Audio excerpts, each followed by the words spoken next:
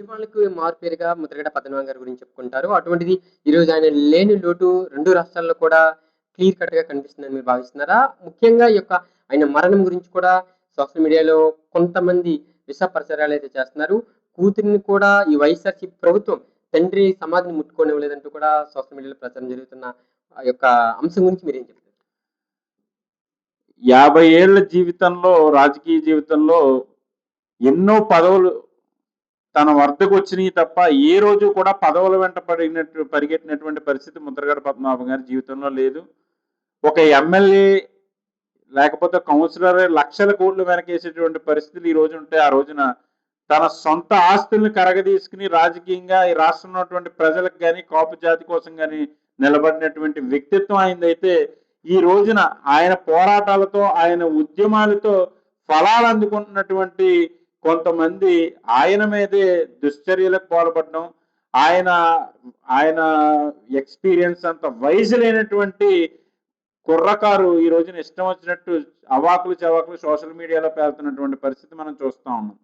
తప్పనిసరిగా ఏదైతే ఇటువంటి వ్యాఖ్యలు చేస్తున్నారో ఆ ఆ వెధవలందరికీ కూడా చెప్తా ఉన్నాం. నీ తల్లిదండ్రులను అడిగి చూడు.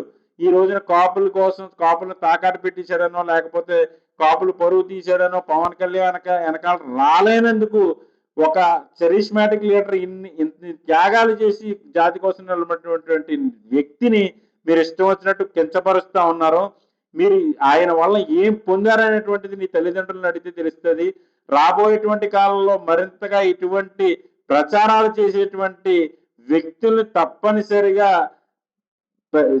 వాళ్ళకి తప్పనిసరిగా బడిత పూజ చేసేటువంటి పరిస్థితి ఉంటుంది. చూస్తూ ఊరుకునేటువంటి పరిస్థితి సార్ ఉంటుంది. చెప్పండి, స్థానిక సంస్థలు రాబోతున్నాయి. 2024 ఎన్నికలు వైఎస్ఆర్‌సీపీ ఘోర ఓటమి తర్వాత ఈ ఎన్నికలు మీ పార్టీ అధినేత చాలా ప్రతిష్టాత్మకంగా తీసుకోబోతున్నారు కూడా.